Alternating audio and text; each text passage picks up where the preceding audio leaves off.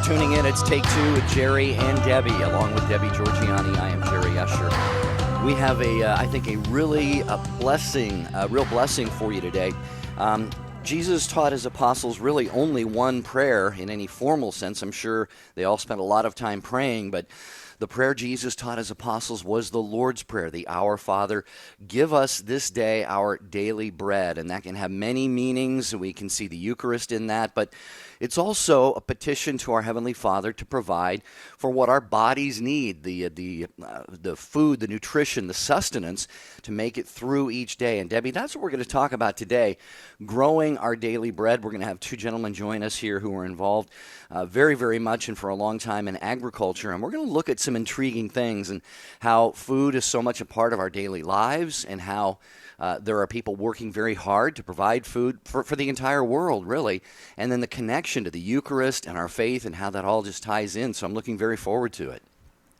I'm glad you mentioned the Eucharist, Jerry, because we are a Eucharistic people, and it's very interesting. And this conversation that we're going to have today, dear listeners, is driven by you. Like Jerry said, we have two wonderful guests that we're so excited that are going to be with us the entire hour. But as Take Two, as we always do, it's your takes. It's you drive the show. You take us to levels that we never thought we could ever reach because you're calling in and sharing your wisdom on the subject that we present. We just present the subject to you, and then you take it from there. So we're excited to hear from you, dear listeners. So as you kind of get a grasp of how this show, what it's titled and what we're trying to really just talk about here on Take Two, please, if you're prompted by the Spirit, call in because it's so vitally important. We always say be open to the Spirit and then act when you feel that nudging by the Spirit, if you will. 1-800-585-9396. That's the number to dial here on Take Two. Love to have you call in. If you are grateful for the farmers, the men and the women who bring us food, maybe you're wondering about the growing process, agriculture, cattle farming, food raising and growing, crop rotation, what kinds of things are grown in the U.S. and especially in Texas where these gentlemen are. You can certainly call in at 1-800-585-9396. Of course, anyone who grows wheat, Debbie, contributes directly to the Eucharist, that it becomes the body and blood of Christ. So a lot of tie-ins here, and the intimacy of food, folks. You can call in and share your experiences as a married couple, as a family, gathering around the dining table and communing as a family in faith around food. This is what we do as Catholic Christians. 1-800-585-9396. I just want to say real quickly, Jerry, before you introduce our wonderful guests, I just want to share that I've always felt that a person who is called to I like to call it ministry, because anything that you're doing to further the development of human beings in their spiritual walk, in their physical life, I've always felt that a person who can take on the wonderful ministry of farming, I think is amazing, because to work with nature and to work with God's creations and to work in unison with them and in cooperation with the earth and nature, I just think it's absolutely there's nothing more beautiful and pure than to work with this beautiful creation of our earth that God has bestowed to us. And I just want to say to everyone out there that works the land, kudos to you. I understand it's hard work. I'm sure you're in great physical shape, which is awesome, and but it's a beautiful work. So I had to say that, Jerry, because we have a lot of farms in Arizona. We go past, and I always think, wow, this is amazing. Just truly amazing. Okay, our two guests today, sorry to keep them waiting. We've been looking forward to this show. Dale Artho is going to join us. Dale and Kathy Artho Farms, operating in Deaf Smith, Oldham, and Randall counties of the Texas Panhandle. Their operation includes approximately 2,000 acres of irrigated farmland, 3,000 acres of dry land, and 15,000 acres of native pastures, and approximately 2,000 acres of custom farming. They grow, there's a whole list here. I won't go down the whole, they've grown just about everything there. I'm so happy to say Dale and Kathy have been involved with putting St. Valentine Radio on the air in Amarillo from 2005 to the present. Dale was elected recently as Deaf Smith County Commissioner, January 2015 to the present. Also the TDA Texas Ag Finance Authority Board. He sits on that as well.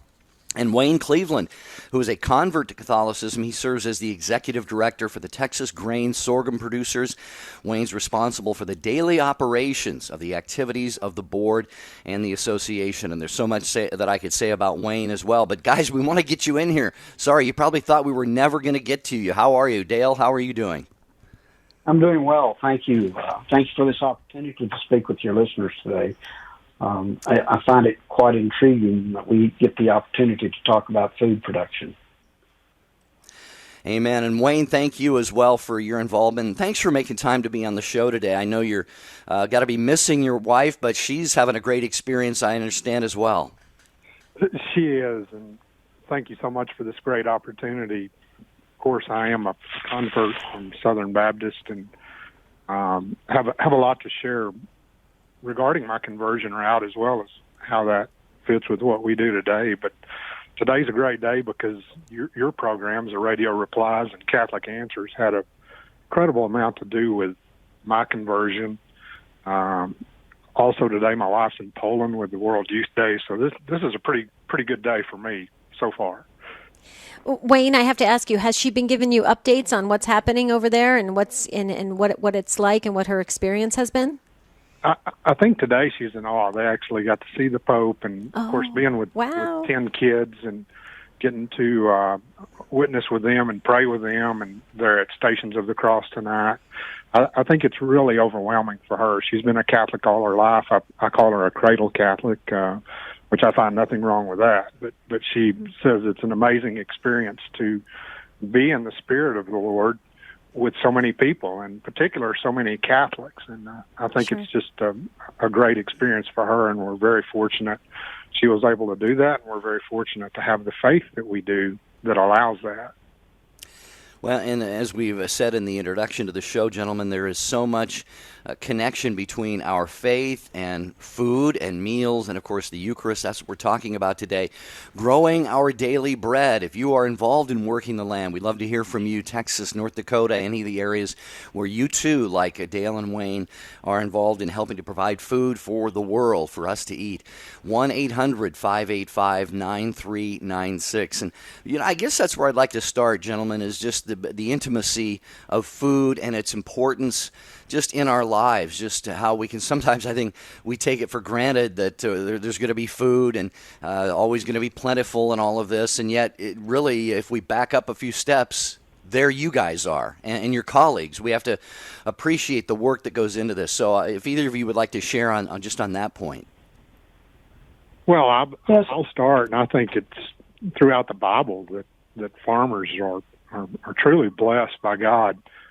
Our first introduction to Jesus Christ was he was put in a manger, and I teach 7th and 8th grade, so that's about where I go and how I'm able to explain things. But a manger is literally a feed trough for sheep. The word mange is to eat in French. That was our first experience with Jesus Christ, and of course, one of our last ones was the Last Supper. So both the first and the last had everything to do with eating. And whether it's in a more spiritual way or in a physical way, our guys see it like that. They see that they're feeding a very hungry world. If you could come meet them, you would be very impressed with their spirituality, what they do on a daily basis, and the notion that these large grinding industrial farms are out here is something that I think we want to try to dispel today, that our guys are a lot more intimate about what they do than you could ever possibly imagine. Well, that's interesting. You should say that, Wayne, because that's exactly how if you heard at the beginning of the show, when I view agriculture and farming and those that work with the land and our animals and everything like that, it's a ministry because you're providing something for the rest of us to sustain ourselves, and that to me is I guess the Debbie's version of ministry, which is very interesting because so many times we forget about what goes into the behind the scenes to allow us to have those wonderful conversations over food. And we know that food is a uniter. We know that food brings people together. Some wonderful conversations have happened around food. And we forget sometimes where it all began, and somebody had to really help us get to where we're sitting and enjoying a beautiful meal and breaking bread together and discussing, all the world's problems. And so I think this is a great time for us to reflect on that and to appreciate what goes into working with the land, what goes into it, and why people are called to it. So maybe that's where I was kind of leading it to. And Dale, I would love to ask you that. What prompted you, or was it in your family? Did you have a family lineage, or what prompted you to really make this your life's mission? Well, Debbie, thanks for that question. I'm just a second-generation U.S. citizen. My grandfather immigrated here from Switzerland in early 1900s or 1920. I'm sorry, and 20th century. And with that, he started on a section of farmland, and he had 12 children. Out of that, my father he farmed, and he had 8 children. So what I would tell you is that that's my history of agriculture here in the United States, and we live in a unique area. Most people, whenever they think of agriculture and the production of food and fiber, they think of it in relative to the environment in which they live in. If they have high rainfall, they look out the window and they see what types of crops are grown. But every part of the country, every part of the world has its own little micro-environments, and every patch of ground, every piece of ground has its own personality and its ability to produce maybe more favorably for one crop than another. So as producers, as farmers, and it's called agriculture, and the word culture is in there for a reason. Many of the things that we learn are passed down from our fathers, and in how we respond to the land and the things that we do, and the role of stewardship that we bear to bring forward to the next generation the land in such a way that it's still bountiful and plentiful and productive. Well, and Dale, you mentioned that word stewardship, which was something we were going to bring up with you on the program. By the way, folks, this is Take Two with Jerry and Debbie, and we have Wayne Cleveland and Dale Artho. They are involved in agriculture in the Texas Panhandle area, and we're talking about growing our daily bread, so much we take for granted, but then the food just appears in the stores, and we buy it and we eat it, but there's a whole chain of development behind it that leads up to that. And you mentioned stewardship, and we really have to tie that in as well, because we've talked about different faith aspects of growing and consuming food. But Dale and Wayne, if either of you would talk about this idea of stewardship and how important that is, because it's the earth that God created, and God called for the Sabbath, for example, in the Old Testament, to let the land rest a little bit. And I know you're involved in crop rotation to help, so that you don't wear out the land with, say, one crop and so forth. So how does this play into what you do? I think a great starting point here is just population growth in the world, as you put it. We've experienced an unbelievable population growth. We're in 1804, we had roughly 1 billion people. In 65, it got to 3 billion. And today we're at roughly 7.5 billion people. That's projected to grow to 10 billion people by the year 2050. So if you take those numbers and take all of the arable land in the world, basically we're shrinking. If you take that per person, in 1965, each person in the United States had roughly 0.8 acres a person that fed them. Today, that's gone to 0.4 acres, and in 2024, 2040, that'll be cut in half again. So essentially, what you're seeing is a world that's growing literally, the population's growing literally, and the farmland's actually shrinking through encroachment and urban sprawl. So our guys are saddled with an incredible task of producing roughly twice as much as they do today within the next 25 years. And that's not an easy task when you consider that roughly 800 million people today in the world are starving to death. So if you look at this as a task and as a God-given task, our guys have a lot of work in front of them, and we'll need every form of technology and prayer in the world to get there. And that's what we do. Through our organization, we work on those things that help producers like Dale produce more and be more efficient, and while at the same time, Dale needs to make a profit to stay in business. So those things coupled together are very complex, and it's very myopic to look at one thing in particular that Dale does and think that's terrible. He shouldn't do that, because he's probably one of the most conscientious farmers out there. And to move forward and realize we're feeding the world is very important to him and us. Yeah, that's a big mission. That's a real big mission. Dale, we're going to get to the calls pretty soon, but I wanted to give you time to make a couple comments on what Wayne had to say. Sure.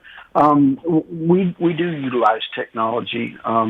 In my dad's age, he grew up plowing behind horses and mules, and from the time my dad started to farm till he passed this earth, we went to 400 horsepower tractors and pulling 60-foot equipment and plowing 70 acres of land per hour. Well, during that same time, the number of farmers decreased in the United States substantially. So what we have to do is most people don't want their children to grow up to perform menial labor. They don't want them to be out on a farm hoeing cotton or chopping the weeds out of a vegetable crop. So we've had to adapt to technology, and that means herbicides and insecticides. That means you putting steel in the ground in the form of plows at certain times. And so it also means rotation for stewardship between crops, so that we don't get into a monoculture, into a certain cycle where the only thing is planted on that part of the ground year after year after year. So that stewardship, that rotation of crops, I think is very important because of some of the other things that we do. We build organic matter. We're able to hold more rainfall. We're able to have less wind and water erosion. So having said that, I'm describing my farm. You go to the Midwest and the way they farm and what they have to do because of the environment they live in might be different, or it might be very similar, but with the things that make the productivity of their land appropriate for that area. Debbie, did I answer your question? I hope. Oh, yes, absolutely. I have to tell you, Wayne and Dale, I take notes every show, and you guys, so far, I'm learning so much, and I know that I hope our listeners feel the same way, that this is really allowing us, and thank you for allowing us to appreciate the great work that you do. So this is already turning into a great discussion, and we've got phone calls coming in. There are a couple of phone lines open, I think just 2, I believe. So if you feel like you want to talk to Wayne and Dale right now, please call in at 1-800-585-9396. And when we come back, we're going to go to Daryl in North Dakota, who's waiting so patiently to jump in on this discussion on Take 2, Growing Our Daily Bread. Join us.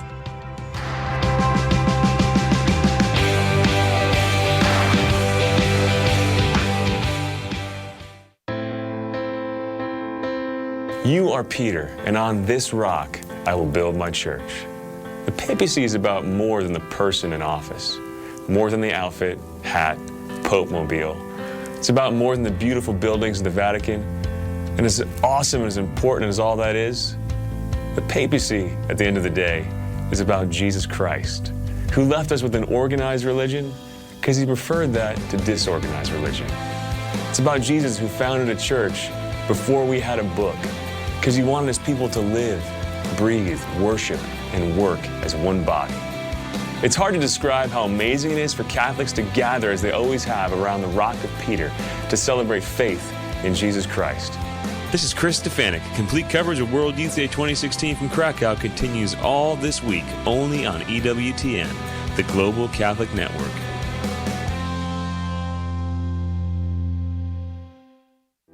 This is Janet Benkovic, host of Women of Grace. Hello, this is Cardinal Donald Wuerl of the Archdiocese of Washington. This is Gloria Purvis, host of Morning Glory.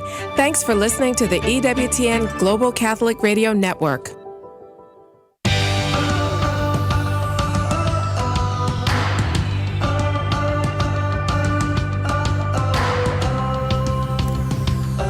We are always glad when you're with us here on Take Two with Jerry and Debbie. Today our guests are Wayne Cleveland and Dale Artho from Texas. They are involved in agriculture, growing, sowing the seed and seeing it to fruition, and the stewardship of the land that the Lord gave us, and providing food for us and for the world. And we're going to take your calls right now at 1-800-585-9396. Daryl, you called in real early. You've been holding on for a while there, sir. Thank you very much. Listening to EWTN Radio on Real Presence Radio in North Dakota. Hi, Daryl. Welcome to the program. Hi, Jerry and Deb. How are you? Good, Dale. Daryl, how are you? Good. The reason I'm calling, I'm a maintenance worker for 6 elevators, grain elevators in North Dakota. And, when I say the Our Father, and I said, please give us our daily bread, I look at it as also our daily bread of knowledge through Scripture, through whatever we see in our daily walk with Christ to build ourselves up as a holy person. And by us receiving our daily bread from God through that, our knowledge, we also plant the seed in other people. And I really, in myself, focus on that. I'm like a farmer too, just trying to, gain my daily bread to give to others. And then that's somewhat like a food itself too, you know what I mean? Another thing is, I see a lot of farmers I kind of feel bad on Sundays when you see them in the field, and some of them aren't close to God as I wish they were, and I pray for those people in the fields on Sunday. And, when it comes down to harvest, boy, I do 7 days a week, and Sunday, it's their, trucks back to back, bring it in, and if they could take a moment, or, a lot of them don't go to church, and we need to pray for them, realizing what the gifts they got to be able to be a farmer. Yeah, Daryl, let me jump in here and have Wayne and or Dale give some thoughts on that. We got about 2 minutes before the hard break, you guys. We can continue with Daryl after that if we have to. But Dale or Wayne, he made a couple of points there. What are your thoughts? We farm and ranch also. We've been in the business for a little over 100 years. I don't actively do it, but occasionally we worked on Sundays, and my folks are very religious people, and we grew up praying and fearing God, and we got to see God in a different aspect because we got to see it through the land and through the animals and life and death. But Dad would occasionally tell us that the ox is in the ditch, and that's a biblical reference. And basically, sometimes the ox is in the ditch, and you've got to get it out. And I think there are indulgences for that in the church that allow for that. But absolutely, I pray for farmers every day because I realize what they do and the frustration, not just that they have that capacity to farm and ranch or raise animals, but the hardships, the unbelievable hardships that come with that today are just almost staggering as we see farm income almost at nothing today. So I appreciate that, and I'll get Dale to put his 2 cents in, but sometimes that's just a almost necessary evil to go do that. Yeah, Dale, if you can hold on to your 2 cents for just a second here. We are at that point where we have to step aside just for a moment here, and we'll get Dale Artho's thoughts on Daryl's comments there. And we've got Dan and Mike and Judy. We're going to get to all of your calls today on Take Two with Jerry and Debbie. 1-800-585-9396. There's so much we have not talked about, but as always, you, our listeners, you can drive the show here as we talk about growing our daily bread, the connection between the food that we eat, how it's symbolic of the Eucharist, how it nourishes our bodies. Body's the temple of the Holy Spirit. God wants us to be nourished and fed. There are pockets of the world that don't have enough food, and it's farmers and agriculture, people like Wayne and Dale and others who are trying to solve that problem and many, many others. So we're talking about that today on Take Two with Jerry and Debbie. If you'd like to join us, 800-585-9396. The EWTN Family Celebration is coming to Birmingham, Alabama, September 17th and 18th. Save the dates and join us for a once-in-a-lifetime event, September 17th and 18th, celebrating the life and legacy of Mother Angelica. For more information, go to EWTN.com and look for the Family Celebration box. That's EWTN.com and click on Family Celebration. 60 Seconds with Father Mitch Pacwa. But so as to emphasize the gratuitous nature of salvation. In other words, what does it mean by it's gratuitous? You can't earn the grace of salvation. Nothing we do deserves salvation. I can't do enough good acts to save myself. That's heresy. The church declared that heresy in the time of Pelagius, back in the 4th century. And we don't believe it now. It is gratuitous because it's given by God's grace, freely, undeservedly. You don't deserve salvation. You don't deserve the forgiveness of sins. But you get it anyway. And this is a great, great gift for us. So we want to emphasize the gratuitous nature of salvation.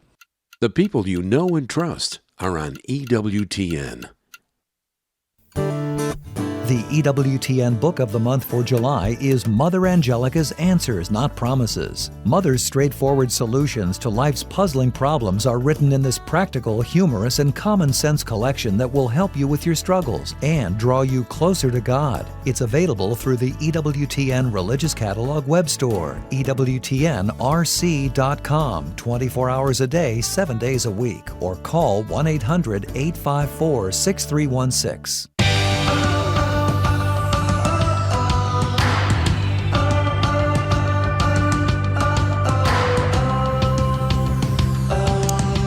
We're so glad you're with us on Take Two with Jerry and Debbie. The title of our show today is Growing Our Daily Bread, but it's much deeper than that. We're learning so much today on the show, and it's all because of you. You're with us today. We're having a great discussion, and just before we had to take that pause, Dale, you were going to comment, and we were waiting on the edge of our seat to hear your comments. So go ahead. Well, thank you, Debbie. Daryl, thank you for listening in, especially listening in on Real Presence Radio. I appreciate that, and I appreciate what goes on in North Dakota. But I'd like for your listeners to understand that we as farmers, we don't work 8-hour days. We don't work 40-hour weeks. We work a clock that God gave us through nature. And that clock says that we plant when it's time to plant and we harvest when it's time to harvest. And I'll just tell you, in my part of the country, that window of time in which we plant a crop is usually about a 10-day window. In other words, if we don't plant during that time, we may not have a mature crop before it's time for a freeze, and the crop is of low quality. And so with that means that I get paid twice a year sometimes. And that sometimes comes because Mother Nature dealt us a blow that was hard, and it might be wind, it might be hail, it might be lack of rain, all of those other risks that go with it. So I want you to know that we have to do things based upon schedule. And I'll tell you that as far as going to church, I think I've missed 2 Sundays since I've started farming, since 1974. And I really didn't have good excuses for those. I was just a knothead. So, sorry. Oh, bless your heart, Dale. Don't be so hard on yourself. It's okay. It's here's the thing. We're all human, and we all do that over the years. And I think you said 2 times since 1974. I think you said. I think that's pretty awesome. So, and you're right. I could have made it. So no excuse. I know. But that's why we have confession. You know what though? Seriously, that's why we have a beautiful sacrament of reconciliation. It allows us to free ourselves of that, and we move forward, and it's beautiful. But one thing, Daryl, thank you so much for your comments. You really started the conversation off. It was great. Thank you so very much calling in from North Dakota. One thing I just wanted to tail onto what you said, Dale, which was fascinating. I had this aha moment that just hit me as you were talking, and I know my husband and I know a little bit about farming, and I will tell you that my husband used to say to me all the time, now's the time to plant. It's just a small opportunity. And I couldn't really grasp that until as you were just speaking, Dale. And it's so fascinating to me. You are working with the rhythm and the beautiful masterpiece of God's green earth. You're working with that rhythm, and it sounds to me like you're so intimately connected with it.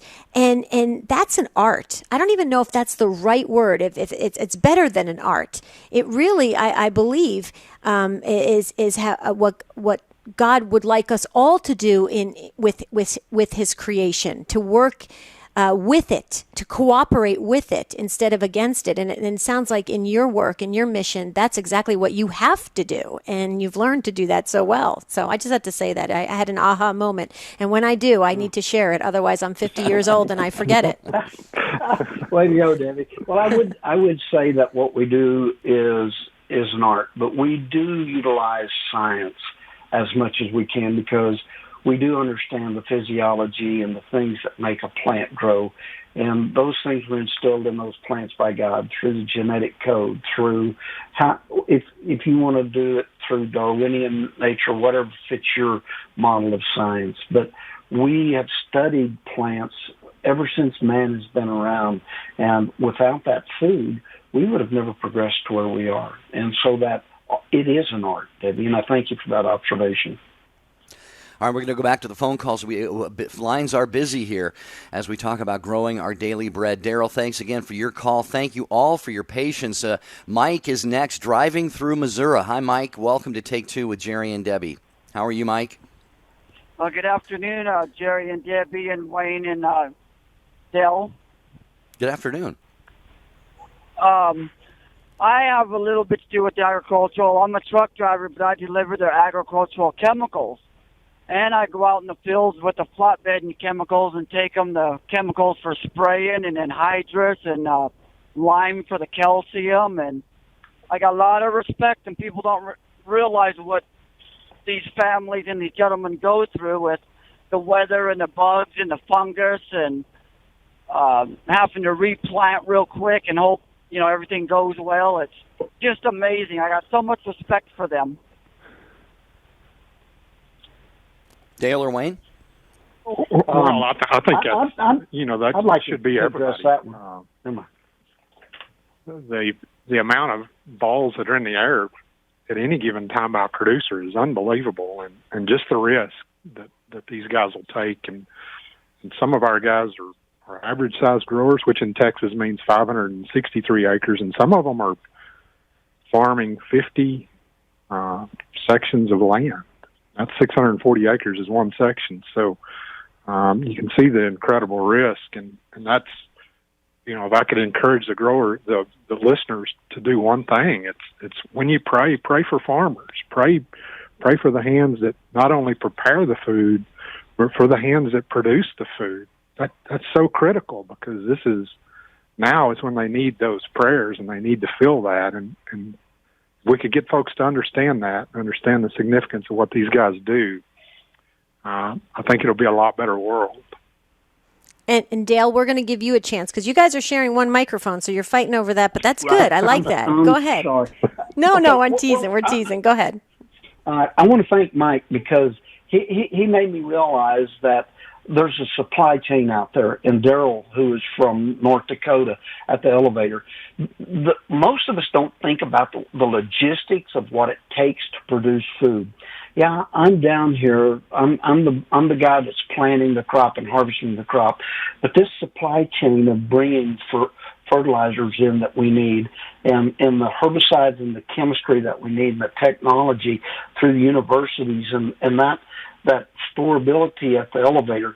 All of these guys that call in, both these guys, they're involved in agriculture too. And without them getting that food distributed out in such a way where there's the least input of resources and the least loss of the productive grain, so that the storability and the freshness of it, that the logistics of that are tremendous, Debbie. I just wanted you to know that. Yeah, absolutely. Well, so Mike, thank you for your call, because now we want you to especially drive safely, because we need you. You've got great work, Mike. So keep delivering and keep doing that. And thanks for taking the time to call in on Take Two. Thanks for listening, Mike. God bless you. Have a good day, okay, Mike, and drive safely. Yes, okay. Ma'am. Thank you, and God bless y'all. Thank you, Dale and Wayne. Thank you, Mike, as well. Good to hear from you. 800-585-9396. Take Two with Jerry and Debbie. We're looking inside the agriculture industry today and how important that is to all of us. I made the comment earlier, the connection that some of what is grown, wheat, for example, becomes Jesus. It becomes God because it's turned into Eucharistic host that then the priest, through his prayers, turns into the second person of the Trinity. So if you've ever doubted, dear friends, there was a connection between agriculture and food and our faith, that's just one example right there. But we're going to go back to the calls here because you're the ones that we want to have on the air with Dale and Wayne. So Dan in Lafayette, Louisiana, he's got EWTN radio on Christ Our King Radio. Hi, Dan. Welcome to Take Two with Jerry and Debbie and Dale and Wayne. Good morning. How y'all doing? Good, Dan. There's a new buzzword lately in the industry, in the ag industry. They talk about sustainable agriculture. And I work for an agency of the U.S. Department of Agriculture. It's the Natural Resources Conservation Service, NRCS. And we've been doing that for over 75 years now. What we do is we work with landowners, with farmers, with ranchers, people who own woodland, and we work with those landowners. We walk the fields, walk their land with them. We identify the problems on their land, the resource concerns, and then we write a conservation plan for them that they can implement that will address these problems and at the same time allow them to utilize their land to grow crops, to raise livestock, but still preserve the natural resources for the next generation. We help the landowners put conservation on the ground. It's a free service. We're one of the best kept secrets of the federal government. Wayne I or would Dale? agree 100% with that. NRCS was originally set up to stop the soil erosion in the Great Depression, the Dust Bowl, and those guys do an amazing job of coming out and visiting with our farmers. One of the great things they do, and we talk about this, is the pollinator series.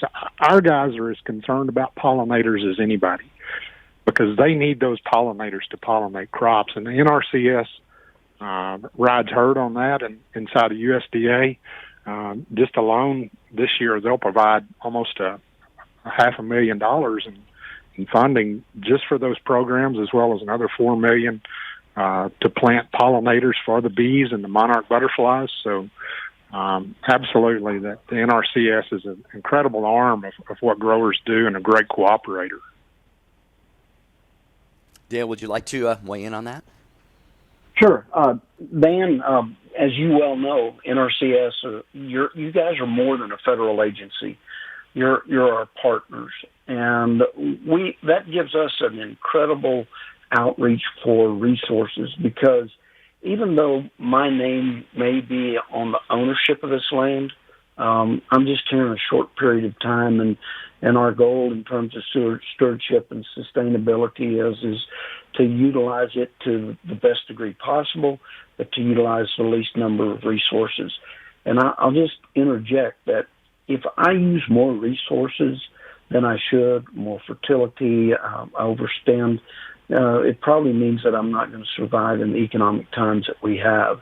I don't use something as a luxury. I use it as a necessity. And that education, a lot of that came through NRCS. And I thank you, Dan. Great comments. Dan, did you want to follow up on anything? Just to let everyone know that the conservation plans, once they're written, they can be cost shared, like you mentioned, and there are funds available based on need and ranking, competitive ranking that helps the landowners put that conservation on the ground. and go find your local NRCS in almost in every county or parish like we have in Louisiana, and we're more than willing to help. We just have to be asked. Very good, Dan. So Jerry, could I elaborate on that just a second? Sure, absolutely. What Dan's talking about is we build structures, and NRCS does the engineering, and those structures might be waterways or they might be terraces. Those physical structures on land that would come into play to cut down on erosion so that we don't lose topsoil, so that the rains, when they fall, that water is channeled in such a method that we get the best benefits out of it, and that it doesn't cause huge gullies in the ground. And that engineering that they provide us is phenomenal, and the topography of the ground is what drives that. Very good. Well, Dan, thanks for contributing to our program today. We appreciate it very much. And Judy, also in Lafayette, Louisiana, also listening to EWTN Radio on Christ Our King Radio. Judy, you got our Patience Award today. We give out a virtual Patience Award every day, Judy, to someone who is very, very, very gracious and waiting on the line there like you just did. Hi, Judy. Welcome to Take Two with Jerry and Debbie. Hi, and I want to say hi to my brother Dan. I didn't know he was calling. Oh, is that he's your brother? It's a family affair here, Judy. It sure is, and that's what I'm calling about. I'm calling about family and how farms are they promote family so much. We come from a family of farmers. Our great-grandfather and grandfather were farmers, and it was passed on to my mom and her siblings. And in the 80s, when people were losing farms, my uncle, just because of nature, and rain, lost the farm. And I know he felt a sense of, duty to the family and like he let the family down. But in the midst of all of that, I heard him say later that was such a blessing, that God gave him, in humility and all of this. And I just admire him so much, and he taught me so much about our faith. And family, when we got to, and just another point, when we got together, my grandfather had a garden, and we'd all contribute. And my fondest memories are, we were working and we were complaining about it at the time, but my fondest memories are those memories when we were working together as a family, and just the sense of family that it brings, and we still have that, and I'm grateful to my ancestors and my parents and my uncles for giving us that sense of family and God. Judy, I think that is, first of all, I just want to comment real quickly. So that is your actual brother, Dan, that called in, your actual brother. And see, this is, yeah. Okay, so just to recap, so dear listeners, Dan just called right before Judy, and I'm assuming the two of you did not know, because obviously, Judy, you're surprised that was your brother, but your point was proven by the fact that how farming and being in the family over generations has that deep-rooted sense of the family legacy. There's a beautiful, pure pride in that the family can do this together. And look, I think it was so evident with your brother and you calling in, not knowing, and that just goes to show how farming is more than any occupation. It really is a mission. It really is I call it a ministry. So, Dale and Wayne, do you want to comment on Judy's call? Oh, absolutely. I think of stories, just anecdotal stories. We have a man that's on our board of directors that farms 50 sections, 50,000 acres. And he started out with a half a section, and he was, I believe he told me, 15 years old when his father passed away. And he was the man in the family. And to watch this guy that runs this huge business literally tear up, which most of us do, when he talks about his lineage and farming and what it meant to him is really shows the emotional aspect of these farmers. And he's a family farm, believe it or not. 50,000 acres. He and his three brothers farm that. And they have help, of course, but that may be the new definition of a family farm. It may be Dale and Kathy Artho that farm. It's always an emotional thing for our guys because they realize that they're feeding a world, and they get to see it through a perspective of life and death, whether you're raising livestock or failure, whether you're raising a crop and get to see it held out the day before you harvest it. So this is a very emotional, family-tied business that I hope it stays that way forever. Dale? Well, I'd like to talk a little bit about the family. That is what drives us. We want our family, our sons, daughters, to follow in our footsteps. That's sort of self-validation. But one of the things that Wayne just talked about the size of an operation, most people would think 50,000 acres, one person shouldn't farm that much. Well, I can't speak for everyone, but I would tell you that if I could make a living off of an acre, I would do that because I'd have a lot less headaches.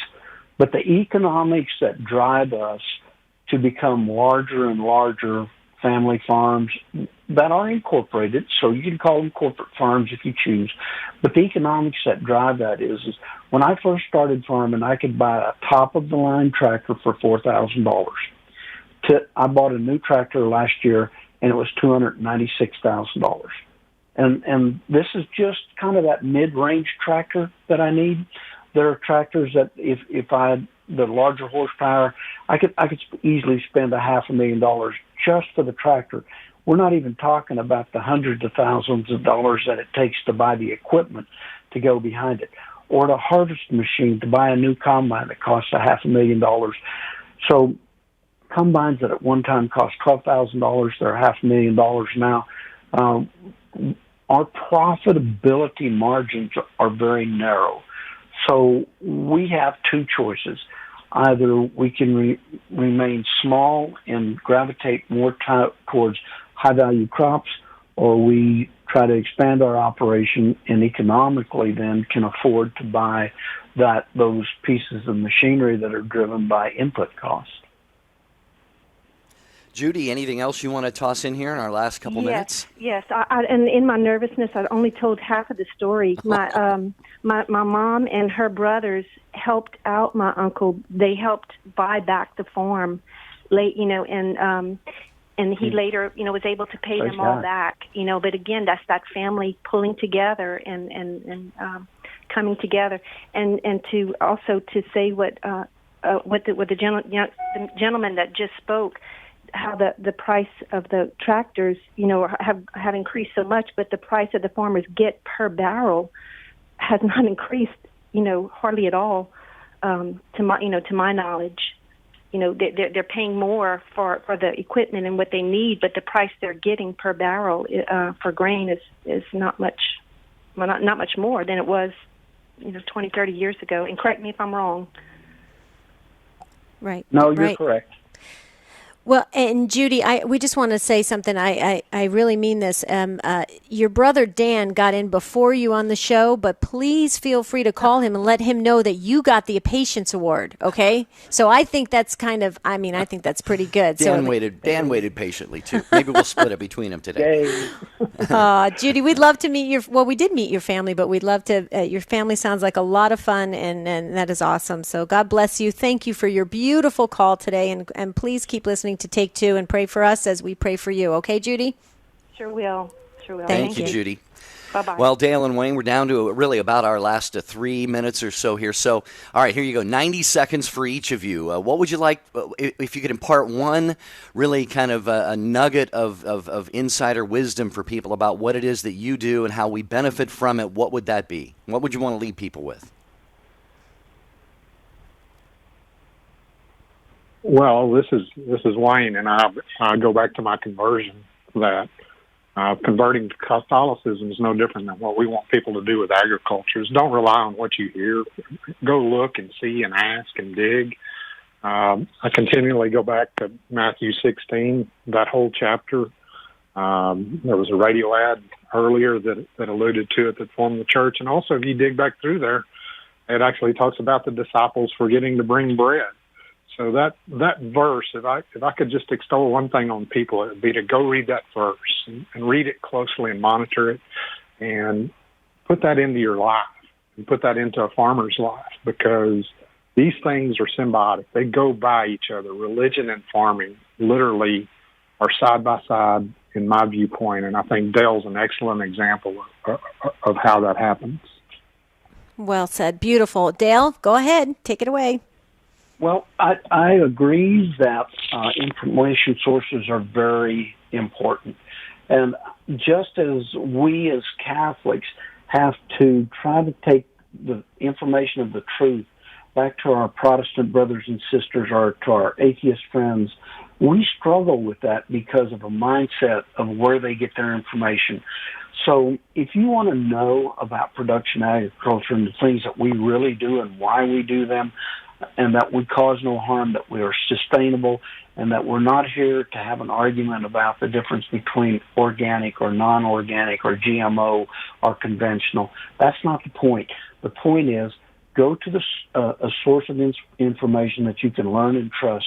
And I would just tell you that if I got my information about the Catholic Church from the Wall Street Journal or the Washington Post or from Hollywood, I know that that's not true. And I also know that the information you're getting from those sources is not true, that much of that is agenda-driven. And I thank you for your time and patience with me.